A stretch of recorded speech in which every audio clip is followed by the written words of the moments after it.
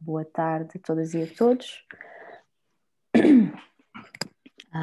Gostaria de dar as boas-vindas ao nosso colega João Seixas, que é quem vai dinamizar, fazer uma apresentação no seminário de hoje. O João Seixas é geógrafo e economista, é investigador integrado no SIX-9, é docente no Departamento de Geografia e Planeamento Regional da FCSH, doutorou-se em Geografia pela Universidade Autónoma de Barcelona e tem experiência em investigação e docência de mais de 20 anos nas áreas dos estudos urbanos e das políticas urbanas. Portanto, o João vai nos falar das políticas e dos estudos urbanos no pós-pandemia, certo? Acho que não disse corretamente o título. Mais ou menos. Políticas de cidade para a pós-pandemia. É o título da sua comunicação de hoje, da temática sobre a qual nos vai falar. Eu gostaria de rapidamente passar a palavra ao João para não perdermos muito tempo. Queria só, penso que todos conhecem, e se quiserem saber mais e encontrar também as publicações, eu penso que a página do João Seixas no SIX-9 ou na FCSH também tem essa informação. Recebemos também alguns artigos como leitura prévia para este seminário, e numa nota mais leve, o João foi recentemente entrevistado pelo Vítor Blanciano no Jornal Público, na rubrica Não Grites, Olha aos Vizinhos, e está nas redes sociais do SIX-9, se quiserem espreitar. Acho que é uma conversa interessante que eu tive o prazer de ouvir há pouco tempo. E, portanto, recomendo. Pedia só que todos desligassem os microfones, obrigada. Vou então passar a palavra ao João para não perdermos muito tempo. E, João, por favor, muito bem. podes iniciar. Obrigado. Obrigada. E obrigado eu pelo interesse do SIX-9 nas investigações que estamos a fazer. Creio que me estão a ouvir bem, assim, depois estão ok. Muito gosto em partilhar com os colegas investigadores do SIX-9 algumas das investigações que temos estado a fazer. Gosto de falar mais no coletivo, não é? Porque muitos projetos que tenho desenvolvido mais recentemente têm sido com equipas variadas, geografia multinível e multiscala, o que é bom, incluindo com outras universidades. Já falarei um pouco disso. Patrícia, então, se me permites, vou compartilhar um PowerPoint, não é? Passo eu compartilhar? Ok. Sim, penso que tens, sim. Tenho. Aqui está, não é? Estão a ver, creio eu. Sim? Sim, estamos a ver. Ok, muito bem.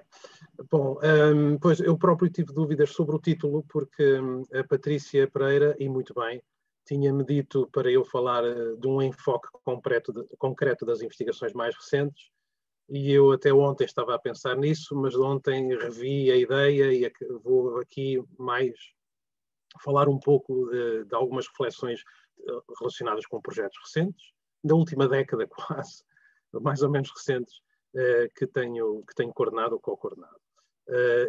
Portanto, peço desde já à Patrícia que me peça para eu me calar muito em breve quando passarem os 30 minutos, porque eu tenho a tendência de pôr o recio na betesga e de falar de muitas coisas. Mas, enfim, e portanto, o título é um pouco um pedido quase à investigação científica para vermos que tipo de políticas urbanas temos que desenvolver perante esta crise, que tudo leva a crer é ainda maior do que a crise há 10 anos atrás e que temos pela frente. E, portanto, as reflexões são à volta de alguns dos projetos que eu tenho coordenado ou co-coordenado, alguns deles ainda não no âmbito da FCSH, eu vinha do Instituto de Ciências Sociais, do ICS, onde tratei daqueles 3 primeiros, digamos assim, 3, 4 mais ou menos, um projeto internacional de governança metropolitana e urbana no sul da Europa, que deu origem depois a um livro, coordenado comigo por um colega de Barcelona, e por aí fora, tendências de segregação espacial, por exemplo, com o nosso colega Gonçalo Antunes, mais recente em termos de segregação socioespacial e dificuldades no acesso à habitação, em Lisboa, até um mais recente de um livro que eu terminei agora, que espero que seja publicado este ano, da transformação de Lisboa, que eu chamei Lisboa em Metamorfose. Portanto, em resumo, vou falar destas 4 componentes. A evolução, ou algumas reflexões sobre as transformações na geografia urbana e metropolitana, sobretudo na área metropolitana de Lisboa, na região de Lisboa, em que a maior parte de nós está, embora o SIX Nova, e muito bem, tenha ramificações noutras partes do país e colegas em várias partes do país. Depois vou falar também sobre alguns aspectos sobre os quais tenho refletido na evolução da governação, nas políticas urbanas, nos quadros institucionais, nas tendências de reforma e nas dificuldades dessa reforma. Creio que, como o SIX Nova também justamente tem umas valências muito importantes na área da sociologia urbana e outro tipo de componentes ligadas à sociologia, também vou falar daqui de algumas das vertentes a que eu me tenho dedicado nas questões da cidadania e da cultura política da sociedade.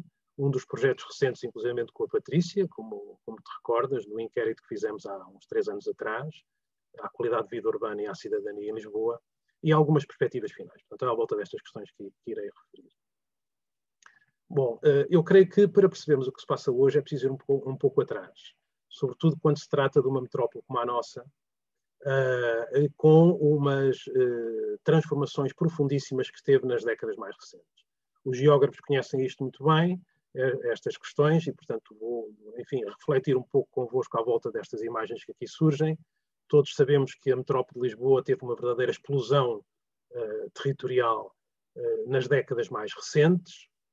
Estas 2 primeiras imagens de satélite que surgem no Atlas Metropolitano de Lisboa, coordenado pelo José António Tenedório, em 2003, mostram bem esta explosão que daria para um seminário inteiro, ou até para uma cadeira inteira, obviamente, não há tempo aqui para isso, para referir, mas depois tenho uma outra imagem dos mesmos 13, 14 anos de diferença, 14, 15 anos, face ao ano 2000. O ano 2000 é interessante porquê? Porque 2000, 2002, grosso modo, porque há uma crise prévia à crise financeira mais conhecida de 2007, 2008, e que sucedeu em Portugal, sobretudo, que são as minhas costelas de economista, que sucedeu em Portugal, porque foi relacionada com a entrada no euro e com uma crise nacional, sobretudo, muito interligada já com o esgotamento da capacidade de endividamento das famílias e das empresas portuguesas. E, portanto, é interessante também verificar esta tendência de contínua urbanização do espaço, que foi sucedendo, e que em 2002 tem um pane, tem uma quebra profunda, e que se reformula, tem alguma dificuldade, se começa a reformular a partir desta nova década de 2010 e com as políticas de austeridade e os novos quadros macroeconómicos. E aqui vem em baixo os investimentos no imobiliário e, de facto, há uma transformação, não diria radical, mas profunda no setor do imobiliário, que é um dos setores que estruturalmente e pelas razões históricas e antigas é dos mais importantes a nível da economia e da sociedade portuguesa e que teve esta evolução profunda. E tem profundos impactos na geografia, obviamente, tem profundos impactos na própria economia. Estão aqui 2 geógrafos muito conhecidos internacionais, o Eduardo Soja, obviamente, e as reflexões que ele tem feito, ele já faleceu, da transformação da Europa e do mundo ocidental das economias da indústria relacionadas à indústria para as economias relacionadas na urbanização e, por sua vez, agora, nos tempos mais recentes, da intermediação digital. Vou falar um pouco sobre isso porque é muito importante para pensarmos, refletirmos sobre a Lisboa contemporânea. E, portanto, muito sinceramente e infelizmente, não surpreende demasiado que ao fim de 20 anos, e estamos constantemente a ouvir estas reflexões, que a área metropolitana de Lisboa e o país, por semi-acréscimo, não consegue criar novos modelos de progresso e novas formas de progresso. E vem aqui, está na estratégia da metrópole de Lisboa para 2030, apreciada e aprovada o ano passado, e agora será uma base para o novo quadro comunitário, pelo menos para a região de Lisboa, em que temos aqui, suponho que vem o rato, não é? Em que vem aqui a AM Lisboa que estava com um promédio, digamos assim, face à média das regiões europeias do PIB per capita, que é um indicador cada vez mais relativo, e ainda bem, do PIB per capita que estava a 120 do promédio das regiões europeias e que tem estado numa contínua descida, face à média das restantes regiões, que também têm descido. E, portanto, as modificações que têm sucedido na metrópole de Lisboa, a recessão económica que tem acontecido na metrópole de Lisboa, é relativamente diferente no seu impacto das outras regiões portuguesas.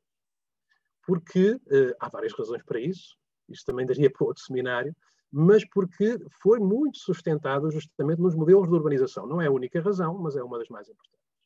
E que tem tido umas reformulações agora muito significativas. É também na área metropolitana, agora peço-vos que vejam este segundo gráfico aqui ao lado, é também na área metropolitana de Lisboa, onde não há propriamente o maior volume absoluto de famílias e de indivíduos em situação de pobreza, sobretudo de pobreza mais difícil, mais dura, mais grave, mas é a área metropolitana de Lisboa, aqui, a cor de laranja, e, curiosamente, ou talvez não, o município de Lisboa, os territórios onde há maiores índices de desigualdade.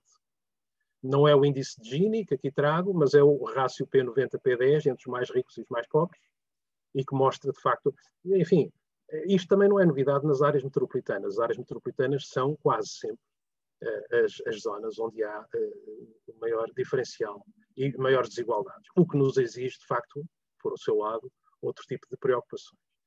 E temos aqui, afinal, tenho aqui o coeficiente de Gini, peço desculpa, mas municipal, e que mostra as elevadíssimas desigualdades que existem na metrópole de Lisboa e que se estão, infelizmente, a acentuar com a pandemia. E aqui, num trabalho feito comigo e com o Gonçalo Antunes, nosso colega, em que mostra as taxas de esforço médias para a aquisição de habitação. Fizemos isso, temos estado sucessivamente a acompanhar os indicadores novos que surgem do INE e que mostra bem as enormes dificuldades, as crescentes dificuldades no acesso, sobretudo nas gerações mais novas e que estão no mercado, porque isto é para as famílias que vão ao mercado de aquisição e de arrendamento, as dificuldades muito grandes. E, portanto, a situação não é muito agradável neste momento na relação à metrópole de Lisboa. Surge a pandemia continuando com os dados do INE, a primeira parte da apresentação é muitos dados, muito gráfica, para depois fazer algumas reflexões de teor mais científico, digamos assim. Surge a pandemia e aqui é a proporção de população que ficou em casa, também segundo os relatórios periódicos que o INE vai fazendo, nos diferentes estados de emergência e de calamidade que temos tido, e mostra, de facto, que até, curiosamente, por impacto social, por efeito de narrativas sociais também, o estado de emergência gravíssimo que sucedeu em janeiro deste ano, teve até menos gente em casa do que quando foi o primeiro confinamento. Não obstante, tem um impacto tremendo, por sua vez, na sociedade e na economia, como se mostra nos índices de volume de negócios, na produção da construção, na área da construção, no índice de emprego, e muito em particular, se não era apenas, ou se não é apenas no setor do imobiliário e da construção que a área metropolitana de Lisboa se baseia, obviamente, num outro setor, onde cada vez mais se estava também a semi-especializar, que é o turismo. Vêm aqui os proveitos totais nos estabelecimentos de alojamentos turísticos, o BAC incrível que sucedeu. Com impactos, claro, no emprego, que era já de cariz extremamente precário, sobretudo nas gerações mais novas, mais uma vez. Portanto, há aqui uma questão muitíssimo séria nas gerações que estão com precariedade dupla, residencial e laboral. Os meus colegas sociólogos que estão aqui presentes saberão muito melhor que eu aquilo que eu penso que é uma terceira precariedade, que é a precariedade familiar e de deslaçamento de vínculos familiares, que sempre foi um pilar da sociedade portuguesa de providência informal e que agora também começa a falhar nas gerações mais novas. E estas diferenciações geracionais não surgem nos dados globais quando há relatórios periódicos do Banco de Portugal ou do Governo ou do Estado, porque surgem as médias. Por exemplo, aquele trabalho que eu fiz com o Gonçalo Antunes das taxas de esforço médios é para quem está no mercado, quem vai ao mercado, quem necessita ir ao mercado habitacional. Se virmos os relatórios do Banco de Portugal, mostram que as taxas de esforço médio em Portugal são das mais baixas da Europa. E são-no porque nós tivemos 3, 4 décadas de crédito bonificado e de aquisição de habitação.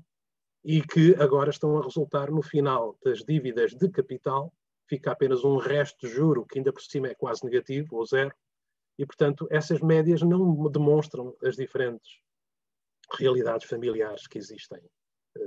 E, sobretudo, também realidades territoriais. Bom, de uma forma resumida, agora sim, depois desta primeira parte gráfico, um slide um bocadinho mais académico, digamos assim, uma reflexão mais transversal sobre estas transformações que têm sucedido na metrópole de Lisboa. Por isso é que eu também gosto destas 3 imagens, que uso bastante nas aulas com os nossos alunos, em que a ponte inaugurada em 1966 é um marco bastante simbólico, creio eu, da fragmentação, da transformação metropolitana que surgiu sobretudo a partir da década de 60, justamente, não é? E não deixa de ser irónico ou curioso que 50 anos depois o grande símbolo da era digital, que é o Web Summit, também em Lisboa, mostra a ponte também. Bom, 50 anos de transformação metropolitana, onde no meio há aquela imagenzinha que também me parece simbólica, que alguns dos mais velhos aqui se recordam, que foi o bloqueio da ponte sobre o Tejo, quando o governo da altura, numa visão muito desenvolvimentista, não percebeu as lógicas socioterritoriais e queria aumentar as portagens bastante. E foi até o final, quase, ou o pré-final, do governo na altura. Bom, em resumo, estamos perante uma revolução que é profundíssima, tecnológica e digital profunda, com um capitalismo de pendor, há quem chame o hipercapitalismo, muito pouco regulado, capitalismo algorítmico, é um termo que também me agrada, utilizado pelo David Harvey, um famoso geógrafo de muito pendor marxista, de uma realocação, hiper-realocação de capitais e de investimentos sem olhar para as especificidades locais e territoriais, não tem essa preocupação. E mercados de trabalho e de habitação em fortíssima reconfiguração, como eu tenho falado. A par disto, há as urgências ecológicas e transformações internas nas metrópoles, não é? O aumento do capital urbano, sobretudo nos capitais financeiros, que incidem no investimento em reabilitação, não propriamente pela utilização urbana, ao mesmo tempo que se sucede um efeito que devemos estudar mais, creio eu, a chamada pós-suburbanidade, em que os antigos subúrbios se tornam-se e vão se tornando, e é um facto que isso tem sucedido na metrópole de Lisboa de uma forma muito interessante, locais com qualidade de vida esforçadissimamente maior, mas difícil, onde ainda há muito trabalho a fazer. A par disto, umas reflexões sobre as crises. As crises têm-se sucedido, a crise pandémica mais recente, onde nós estamos agora, muito forte, que estão a par ou em paralelo com alterações significativas nas práticas e nas tecnologias políticas, com incertezas na capacidade da ação e gestão política. Eu vou avançar um pouco mais rápido estas questões, só refletiria num terceiro ponto que ali está, que nos parece particularmente importante, a nós no Departamento de Geografia e no SICS Nova que trabalhamos nestas áreas, que o urbanismo e o planeamento urbano, que durante muitas décadas foi das principais alavancas até de desenvolvimento, de providência, do welfare, e que agora está com grandes dificuldades em fazer esse papel. Muitas vezes, em nome do urbanismo, não há propriamente a melhoria da qualidade de vida, pelo contrário. Apenas para referir as leituras a este propósito, que me parecem algumas pertinentes, estas transformações, desde a velha ideia da questão urbana do livro de Manuel Castells, de 72, até à nova questão urbana do Andy Merrifield, e todos os livros, todas as perspectivas, a Carta do Novo Urbanismo, estas modificações que têm sucedido nas décadas mais recentes, eu creio que há aqui um filão interessantíssimo ainda para a exploração e a análise nossa, obviamente, e de interligação com as políticas públicas a nível nacional. A União Europeia também tem, embora não tendo competências diretas a nível de planeamento e de ordenamento do território, obviamente, são os Estados-nação e as autarquias regionais e locais respectivas, tem também influenciado cada vez mais estas visões, estas perspectivas, e, portanto, há aqui também um aspecto importante para a interligação das novas perspectivas com aquilo que a União Europeia e, com, por exemplo, os Objetivos de Desenvolvimento Sustentável propõem. Esta será a primeira parte que eu estou a terminar já agora e que, portanto, mostra um pouco a análise que eu tenho feito nestes projetos mais recentes, não é? E uma outra componente que me parece também muito importante de análise é esta transformação dos espaços e das políticas urbanas, em que a velha configuração, a clássica configuração, como está aqui ao lado, de municípios, chamemos assim, regiões e estados centrais, há agora novos espaços políticos que estão em configuração relativamente orgânica, semi-orgânica, e que também Portugal tem sucedido, sobretudo por influência da União Europeia, por pressão da União Europeia, onde quase 90% dos investimentos públicos nacionais precisam ou contêm algum tipo de investimento comunitário e, portanto, há uma influência grande que tem também sucedido. E aqui está, desculpem, não esqueci-me deste pequeno detalhe, que é da nossa a nível português, Agência de Desenvolvimento e Coesão, e que mostra a importância de trabalhar mais esta governança multinível, cada vez mais. Portanto, estamos nestes dois confrontos, não é? O confronto da transformação urbana e metropolitana e o confronto a pressão, as tendências de inovação, mas ao mesmo tempo os bloqueios e as dificuldades muito ligadas às questões culturais e político-culturais da transformação dos quadros da administração pública e da governança em Portugal. Patrícia, peço que me digas só quanto tempo mais, porque com esta reflexão demora sempre um bocadinho. 10 minutos, não mais. 10 minutos, ok. Então, nesse caso, eu vou fazer o seguinte. Sim, eu vou passar muito rápido estas partes a seguir.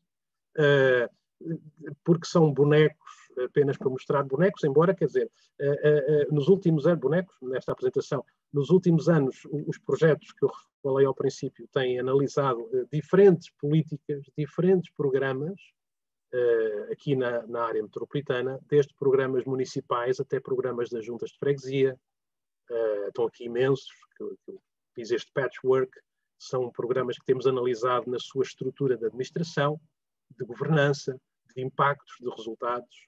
Os bairros BIP-ZIP, alguns enfoques mais concretos. O programa BIP-ZIP em Lisboa, que já é muito conhecido porque tem tido uns impactos até de co-governação muito, muito estimulantes, e que agora tem sido, ou vai ser este ano, avançar para o programa Bairros Saudáveis já a nível nacional. A filosofia do BIP-ZIP, e aliás a sua mentora, a arquiteta Helena Roseta, agora transpondo para a perspectiva dos programas dos bairros saudáveis e que nós iremos também acompanhar na sua análise e avaliação. Até às políticas metropolitanas, relativamente incipientes, mas semi-consolidadas em algumas áreas, como, por exemplo, o PART, o Programa de Redução de Tarifas, o Plano Metropolitano de Adaptação às Alterações Climáticas e até a própria forma como a nova EIDT, Estratégia Integrada de Desenvolvimento Territorial, Estratégia Regional de Lisboa, apresentada ao Governo e depois a Bruxelas para 2030, foi concebida pela primeira vez entre as duas instituições regionais, a Área Metropolitana de Lisboa, de nível colegial, e a CCDR, agora recentemente também com uma transformação de legitimidade política muito polémica, e que também é uma área interessante de análise em termos de governança política.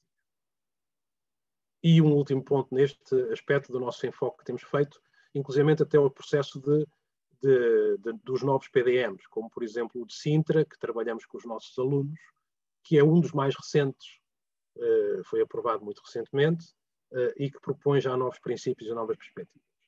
Bom, vou avançar, desculpem porque não há tempo, tinha aqui algumas reflexões, aqui que eu também creio que também é importante falar. Em paralelo, dois projetos, e um deles, como referi, foi feito também aqui já na SIX Nova, em que olhamos para os movimentos sociais e as transformações na cidadania. E, portanto, feito sobretudo através de inquéritos.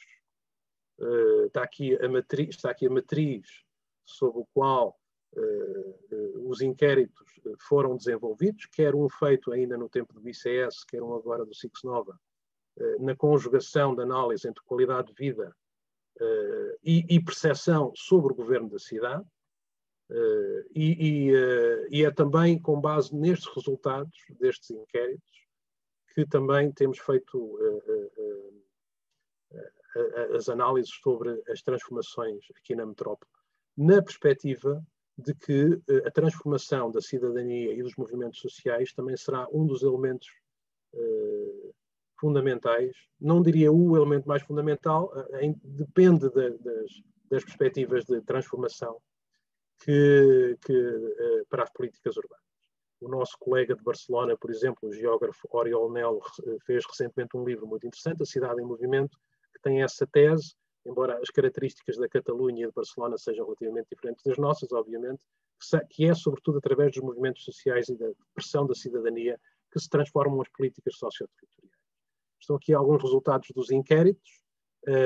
Primeiro, perguntarmos aos indivíduos a satisfação ou insatisfação com determinadas funções e aspectos urbanos, cafés, restaurantes, comércio, locais de desporto, limpeza, ruído, emprego, habitação, etc. A subdivisão tipológica pelos diferentes perfis de resultados, de satisfação até grande insatisfação.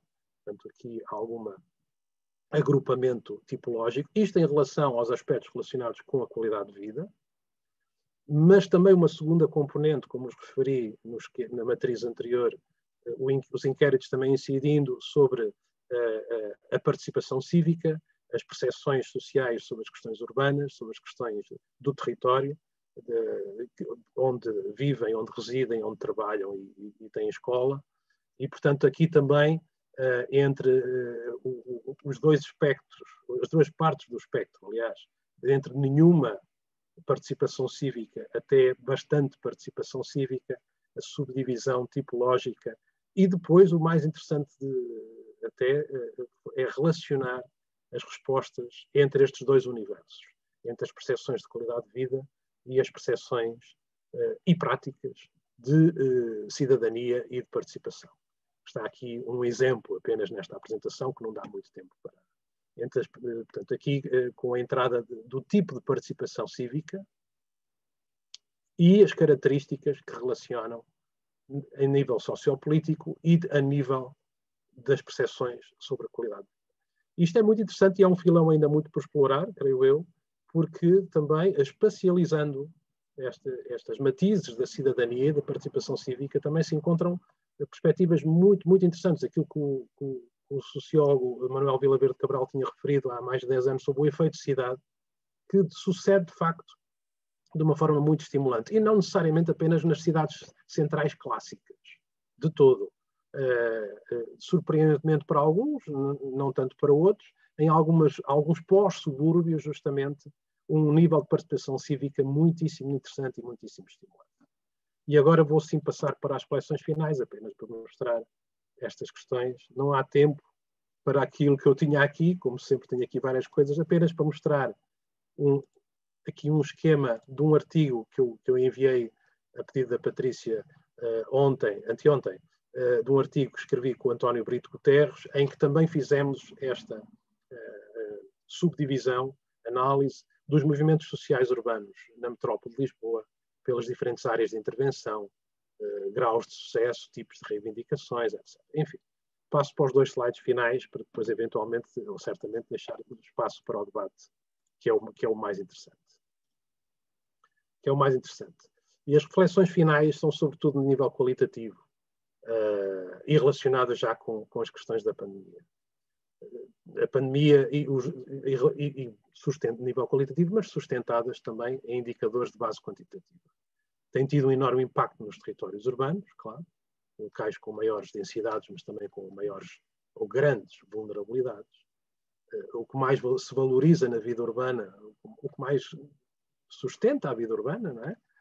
Com imensa pressão, o vírus ataca diretamente a conexão e, portanto, a mobilidade, o emprego, os habitats, as seguranças, obviamente que sim. E, por sua vez, as respostas políticas sociais ao vírus, que é o confinamento, criou uma profunda crise económica, que atinge sobremaneira aquilo em que a área metropolitana de Lisboa se estava cada vez mais a especializar. As fileiras dos serviços, bem como os indivíduos e as famílias mais fragilizadas. Não é? A pandemia, por seu lado, vem também impulsionar tendências que estavam já em curso, do teletrabalho, dos serviços digitais personalizados, as redes comunitárias. Um outro projeto que eu não falei, que estamos a fazer com a Universidade de Aveiro e interligado com vários países europeus, o projeto Solivide, que procura mapear os novos movimentos de apoio em circuitos curtos aos mais idosos, aos mais necessitados, com a pandemia, justamente. E, portanto, gradualmente poderão estar a desenvolver-se novas formas de habitar, de trabalhar, de mover, de conviver, inclusive, nos territórios. A crise pandémica é como se fosse, de facto, um acelerador de tendências, não é? Incluindo das más, das desigualdades e das contradições. E este, sim, é o último slide. E, portanto, de uma reflexão também mais global. Entre ambiguidades de vida urbana, que estamos cada vez mais a sentir, desde logo entre público e privado, entre trabalho e família, entre consumos, poupanças, entre cosmopolitismo e precariedade. Ambiguidades também se sentem na política, entre elementos de abertura, de transformação, mas elementos também de bloqueio e de ausência. E, portanto, há aqui também uma área de trabalho que tenho estado a desenvolver no posicionamento de novas dinâmicas e estruturas de política e de políticas urbanas. Não é? O que é interessante também, e que ainda não está muito explorado aqui em Portugal, creio eu, é que estas contradições também são sentidas, obviamente, na própria cidadania e nos movimentos sociais. O que também é muito interessante de explorar. E convidaria os colegas do Cix Nova a refletirem sobre estas possibilidades de análise que são interessantes. E, portanto, enfim, as novas questões urbanas são terreno fértil para novos dínamos e narrativas da ação política, sobretudo nestas componentes de maior pressão, não é? E, portanto, estas tendências de transformação surgem justamente em contexto de plena crise agora e de elevado stress sociopolítico, não é? Onde teremos que saber conjugar duas ordens de políticas, as de tempos curtos e de urgência com as de tempos de transformação. E aqui não tenho, obviamente, respostas, porque é preciso analisar, continuar a investigar, e também porque depende de agentes e de atores que estão externos à academia, muito externos, como temos visto na própria apresentação das propostas do PRR ou de novos quadros comunitários e da sua inserção em relação a estas problemáticas. E, Patrícia, e seria isto, no fundo. Fico ao dispor dos colegas para questões, debates, reflexões. Obrigada, João. Vamos então... Obrigada. Eu passaria então a palavra aos colegas e às colegas para questões, comentários. Bom, então, se ninguém começa, eu posso começar. Já agora tenho aqui algumas questões, não são comentários, são questões e são relativamente.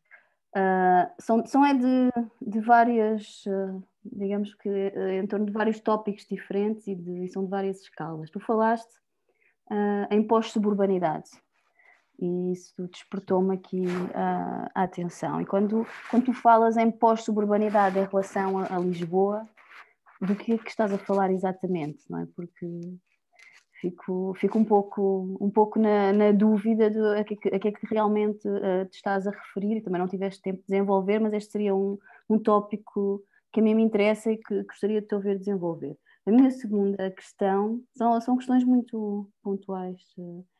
Tu falaste também do PIB e disseste que o PIB não é uma medida interessante, não estou a contestar, estou a concordar. O que eu pergunto é para quê e que outras medidas, que outros indicadores tu achas que são mais interessantes para olharmos para a metrópole, obviamente para as questões nas quais te focaste muito, sobretudo no início, das desigualdades, das segregações e depois no fim também. Que outros indicadores sugerias também olharmos, que não os clássicos, vá lá, o PIB é um exemplo, para podermos analisar estas dinâmicas, sobretudo metropolitanas, também nos vários âmbitos, não é? Da cidadania também, etc. E depois a minha terceira questão tem que ver com a pandemia e gostaria que falasses um pouco dos impactos diretos da pandemia nos movimentos sociais e na ação e na atividade dos movimentos sociais, porque eu tenho acompanhado setorialmente também, mas gostaria de te ouvir, sei que acompanhas, gostaria de te ouvir sobre isto, porque de facto é também um dos impactos da pandemia, não é? Na capacidade que as pessoas têm de se juntar, não é? Isso obviamente vai ter impactos nos movimentos, na sua composição, na sua ação, no seu alcance, não é? Gostaria de ouvir um pouco sobre estas três questões. Mas se calhar vamos recolher mais algumas, se houver alguém que queira já. Não, então, olha, vou-te deixar responder e depois pode ser que haja mais questões. Bem, são três questões muito pertinentes. Patrícia, obrigado. A pós-suburbanidade. Eu estou como consultor de um projeto coordenado pelo Jorge Gonçalves, no Instituto Superior Técnico, que é o MetroGov, e que tem trabalhado um pouco este conceito, que é interessante e que procura ver as transformações que têm estado a suceder-se, sobretudo a partir do novo milénio, das décadas mais recentes, nos antigos chamados subúrbios, assim, não é? Há vários trabalhos baseados nos censos, por exemplo, de 91, 2001, 2011, em que se fez tipologias socioterritoriais das diferentes áreas da metrópole de Lisboa, e esses trabalhos muito interessantes mostram umas transformações nas tendências suburbanas ou suburbanas tendencialmente do suburbano desqualificado para o suburbano qualificado. Temos esses estudos muito interessantes e alguns colegas aqui presentes também têm trabalhado nesse sentido, não é?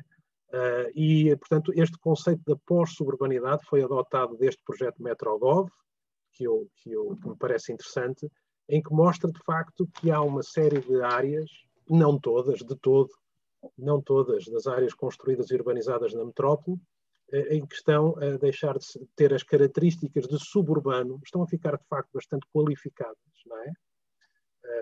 E que estão a deixar de ter essas tendências de suburbano e que estão a ficar já áreas urbanas consideravelmente qualificadas, inclusive a nível social, o que é interessante. E eu creio e isso é uma área que é muito interessante de aprofundar, as pressões no mercado residencial que se estão a fazer sentir, sobretudo nas áreas mais centrais de Lisboa.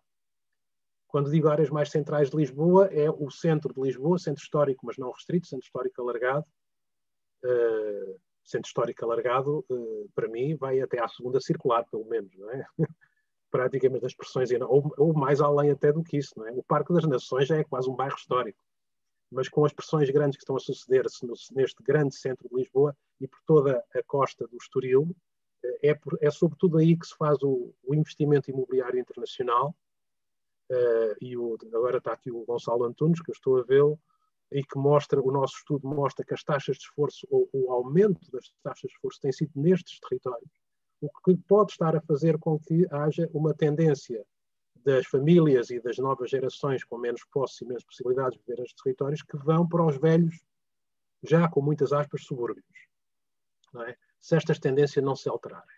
E, portanto, é também um outro fator interessante que pode mostrar, não pelas melhores razões, porque aí há uma tendência de não possibilidade de escolha nos locais mais centrais, e ainda por cima, locais que estão melhor dotados de infraestruturas de mobilidade, de equipamentos, que são lugares centrais de Lisboa, e onde não há capacidade residencial de acolhimento, não é? E, portanto, pode haver também aí uma tendência, de facto, de uma era de pós-suburbanidade, porque as próprias famílias de classes médias, e que é um conceito também muito relativo, o que é classe média em Portugal, quando uma classe média ganha 30 mil euros ano, não é? O que também é muito relativo. Isso é média alta, ganha 30 mil euros, e, portanto, não tem possibilidade de estar nestes locais centrais e vão para os velhos subúrbios. Portanto, há aqui também uma área muito interessante de análise neste conceito da pós-suburbanidade, creio eu. Não é? Depois, a segunda questão, o PIB per capita é um indicador interessante, entre outros. Não é? Nós estamos agora a ver de uma forma muitíssimo estimulante e interessante como os 17 Objetivos de Desenvolvimento Sustentável das Nações Unidas estão a ficar desdobrados em vários tipos de indicadores e instituições nacionais e internacionais estão a procurar construir observatórios, laboratórios de análise e de monitorização à volta destes 17 indicadores. E, portanto, aqui pode também ser muito interessante uma transformação dos diagnósticos, da capacidade de diagnóstico dos territórios. Não é? Vimos demasiado de uma visão de política económica em que o PIB per capita era o rei e senhor e outros níveis de rentabilidade económica que não sustinham outros valores, desde logo o ecológico, mas outros. Não é? Portanto, há aqui também um caminho importantíssimo a fazer. E, finalmente, perguntaste sobre o efeito dos movimentos sociais, o efeito da pandemia nos movimentos sociais. Não sei. Ainda. A pandemia ainda está aqui. Não está ainda explorado, creio eu, o efeito da pandemia nos movimentos sociais. Agora, posso refletir aqui em conjunto, se a pandemia atinge os mais frágeis, se acelera tendências anteriores, incluindo as menos positivas, creio eu que estes movimentos sociais, sobretudo aqueles que incidiam nos componentes de maior pressão e de maior fragilidade no pré-pandemia, nas questões de habitação, por exemplo, nas questões de ecologia, podem agora ser mais valorizados. A dúvida é se os impactos da pandemia também podem fragilizar a consistência e a dinâmica sociopolítica interna a cada movimento. Não é? E aí não sei, não está, creio eu, analisado. Se alguém tiver essa análise, será excelente. Ou se alguém tiver a desenvolver essa análise, será excelente. Mas é uma área que também deve ser aprofundada. Porque normalmente os movimentos sociais têm uma localização territorial consideravelmente firme, mesmo nesta era digital. E a pandemia pode estar, e estará certamente, a fazer uma desregulação das próprias vivências urbanas e sociais. Não é? E, portanto, terá, obviamente, impactos a todos os níveis, incluindo nos movimentos. É uma área interessante também de analisar, creio eu. Obrigada. Pensei que estivesse, não sei se estás neste momento a acompanhar essas tendências mais dos movimentos sociais, etc. Portanto, se estiveres, depois podemos conversar mais à frente quando os... Eu até estou em alguns, como sabes, não é? Sim, é isso. Se for possível, depois talvez também uma conversa... É aquele eterno dilema entre sermos académicos e estarmos envolvidos também em algumas coisas, não é? Uhum. Mas é mesmo um caminho interessante, porque na verdade é em Lisboa, não é? Antes, no pré-pandemia, já havia uma série de movimentos que se estavam a consolidar nas várias áreas e temo que alguns deles ainda frágeis, temo que toda esta crise vá lá também tenha afetado a capacidade de organização e a capacidade de resposta.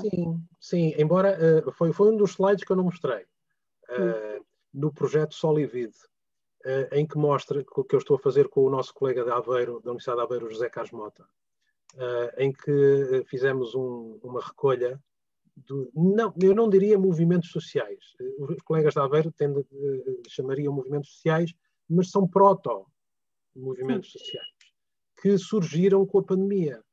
Sim, também. De escala muito micro, sobretudo de solidariedade, de apoio social, nos circuitos mais pequenos, inclusivamente de apoio digital aos séniores, etc. Há um mapeamento muito interessante feito pelos colegas de Aveiro e que nós temos acompanhado, e que podem dar origem a futuros movimentos sociais minimamente consolidados. Não é?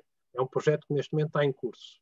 Nós fizemos um mapeamento de cerca de 230 e tal destas redes em formação, algumas delas muitíssimo bem constituídas, já são movimentos sociais, sem sombra de dúvida.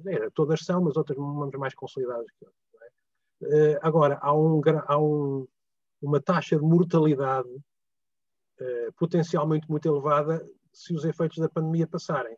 Mas, infelizmente, os efeitos da pandemia não vão passar, ou melhor, da crise económica provocada e social provocada pela pandemia. E, portanto, é muito possível que muitos destes movimentos fiquem, não é? E que se criem e que fortaleçam novos tipos de estruturas e de respostas sociais e orgânicas às dificuldades, não é? Agora, vão certamente reconfigurar o pré-pandemia nessa área. Suponho que sim. E algo que também não está estudado e que eu mostrei, que é as propostas, mesmo aquelas que não foram ganhadoras ao programa Bairros Saudáveis, também revelam, creio eu, numa fotografia muito estimulante das ações da sociedade em relação às questões e às propostas territoriais. Portanto, nesse mapeamento, foram cerca de 700, de uma forma impressionante, e ainda com pouca divulgação. Foram 700 candidaturas ao programa Bairros Saudáveis. O programa tinha uma cabimentação de 10 milhões de euros. Foi até feita depois, mais tarde, uma carta, um abaixo-assinado de alguns de nós para solicitar ao governo que muitos destes processos, destas candidaturas, destes movimentos eram de elevada qualidade e mereciam apoio. A taxa de sucesso foi cerca de 30%, o que não é nada mau, mas alguns deles eram muito interessantes. E, portanto, há várias fotografias neste momento que estão muito interessantes de análise nossa, que devem ser feitas e que mostram, eu não diria uma quebra nos movimentos sociais, creio eu, uma transformação, isso sim, novas formas, talvez menos politizadas, tendencialmente nas suas primeiras fases seguintes mais politizadas talvez. Estávamos a uma certa tendência, pelo menos na metrópole urbana de Lisboa, de alguma politização, o que é óbvio e é evidente que assim deve ser dos movimentos sociais. Agora temos uma outra tendência, não marcadamente ideológica, ou com uma configuração mais interessante. Não me ouvem? Agora já te ouvimos outra vez. Pronto, apenas para referir que há uma reconfiguração interessante nestes movimentos sociais, pelas novas pressões relacionadas com a crise pandémica, e que podem ser muito interessantes de análise. Eu acho que devíamos fazer esse tipo de trabalho no futuro próximo. Obrigada. Então, passaria novamente a palavra para os colegas que nos estão a ouvir, se quiserem intervir de alguma forma. Bem, boa tarde. Eu posso colocar uma questão. Olá, boa tarde. Posso colocar uma questão relativamente a um projeto que apresentou os resultados, mas que depois não conseguiu explorar tanto como eu gostaria que tivesse sido explorado e que provavelmente até já está publicado e tudo, e peço desculpa se estou a fazer perguntas que tendo lido os artigos que enviou, seriam ultrapassadas. Mas um dos resultados, um dos projetos que apresentou, já mais para o final, apresentava as percepções das populações relativamente à qualidade de vida e fazia perfis, entre uns estavam muito satisfeitos e outros estavam muito insatisfeitos, e depois fazia um segundo nível, também estabelecia perfis sobre as representações políticas ou a ação política, e mencionou que relacionou as duas coisas, mas depois não teve tempo de explorar. Eu gostaria de saber que tipologias ou que perfis é que encontrou na confluência dos dois grandes grupos que nos mostrou, e se poderia de alguma forma refletir um pouco aqui connosco sobre se imagina que durante a pandemia, porque eu julgo que este projeto é anterior à situação pandémica, se esses perfis estariam de alguma forma transformados ou mais extremados pelo agravamento das desigualdades, ou se novos ou uma maior diversidade de perfis teriam surgido ou não, e era isto. Muito obrigada. Obrigado, eu. É uma reflexão interessante e importante. Não, os inquéritos que fizemos à qualidade de vida e à cidadania foram, obviamente, pré-pandemia. Aquela matriz que eu mostrei serviu de base a ambos, tem uma diferença de 10 anos. O de 2008-10, feito com coordenação do Vila Verde Cabral, na altura, e depois deu origem a um livro que é Cidade e Cidadania, e o de 2017-18, já no Six Nova, e que fizemos depois um artigo, embora creio que ali também há algo mais para explorar. Depois, uma componente, fiz um outro artigo com o António Brito Guterres sobre os movimentos relacionados, com algumas reflexões aí, mas não incidindo diretamente.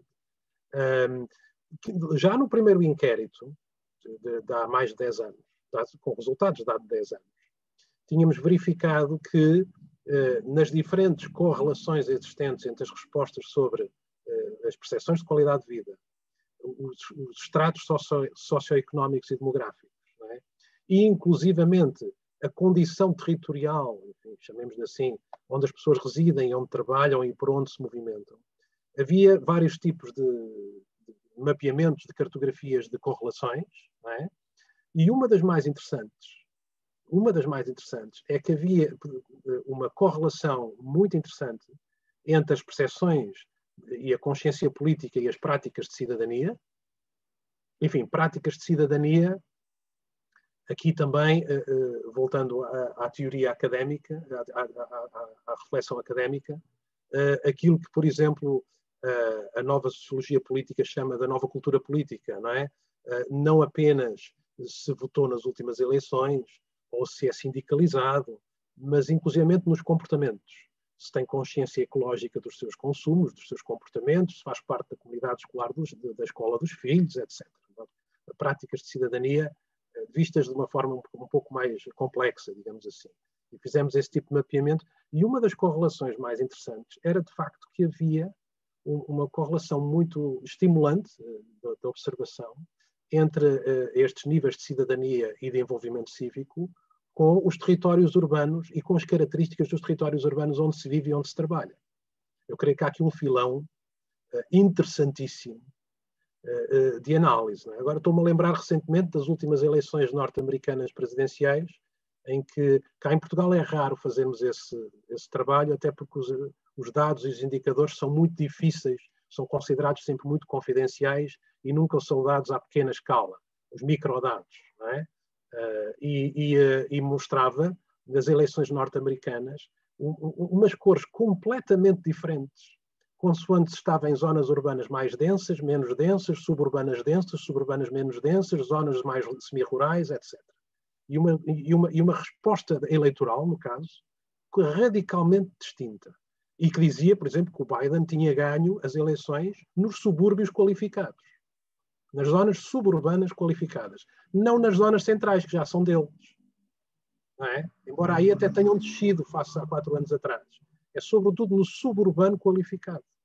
O que dá ensinamentos muito interessantes para a nossa análise. E estas reflexões são muito interessantes também de fazer em Portugal, embora, como eu referi, como todos sabemos, temos uma enorme dificuldade nos dados. Enorme dificuldade nos dados. Temos, quando muito, dados à freguesia, muitas vezes. Agora vamos ver com os censos de 2021. Mas temos que esperar depois outros 10 anos. E, portanto, há aqui um potencial. Porque cada vez que fazemos estes inquéritos, como estes dois que eu vos mostrei, exige uma capacitação de recursos que não é fácil, não é? Que não é fácil, mas que valeria a pena aprofundarmos em observatórios mais constantes. Não sei se respondi à sua questão, estava um pouco a refletir à volta disso, mas no caso da metrópole de Lisboa, em que há esta tendência de pós-suburbanidade, de facto, não é? Creio que valeria a pena vermos o que é que sucede nestes territórios, porque os centrais estão muito estudados, não é? Estão muito estudados, mesmo quando estão em transformação, como estão agora, mais uma vez. Aqui vale a pena analisar mais estas transformações que estão a suceder-se nas segundas e terceiras coroas da metrópole de Lisboa, incluindo a nível sociopolítico e da cidadania. Muito obrigada. Obrigada, Ana. Obrigada, João. Mais questões ou comentários da parte dos colegas? Se calhar falei de forma demasiado genérica. Se tivesse obedecido à tua pergunta, à tua proposta de ter um inquérito concreto. Não, mas assim ficamos a conhecer também várias vertentes do trabalho, que eu acho que também é interessante. E muito obrigada. Se não houver mais questões, se calhar podemos podemos ficar por aqui, mas queria agradecer desde já teres trazido aqui tantos tópicos para reflexão. Para mim, pelo menos, foi muito interessante, e espero para os colegas e para as colegas também.